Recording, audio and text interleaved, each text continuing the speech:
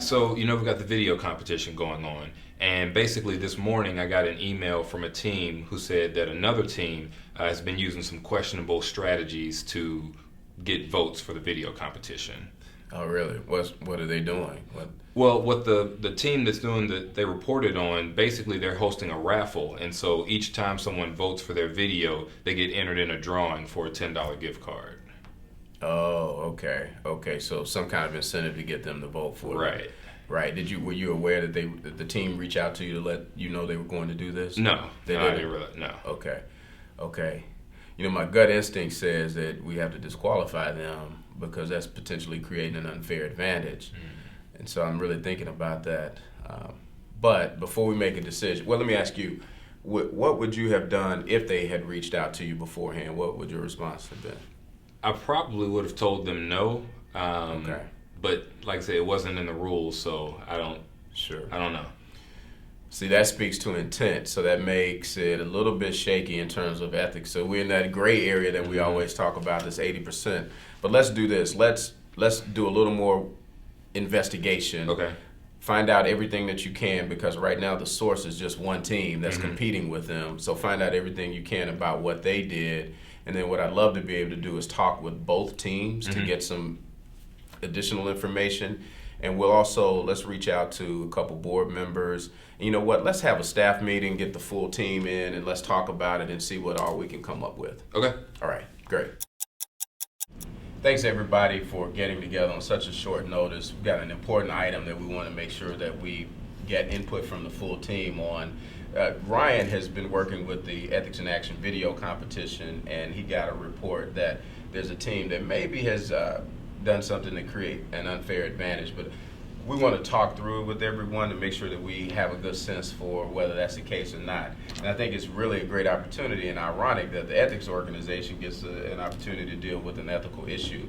So literally what it is there's a team that has created an opportunity for a raffle in the event that you go vote for them. So a person would be entered into a raffle after they vote for them. Ryan, you want to share any other details? And then I'd like to get some input from everybody. Sure. So that's the gist of it. One issue I didn't mention is that it's not specifically outlined in the rules that they can't do this.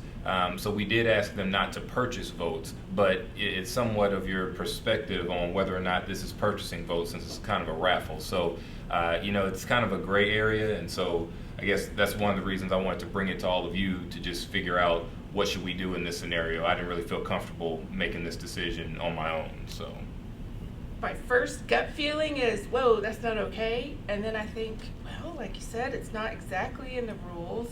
And they got creative with an opportunity to get the message out. And that's kind of what we're looking for, is getting the message about these ethical issues out to other people.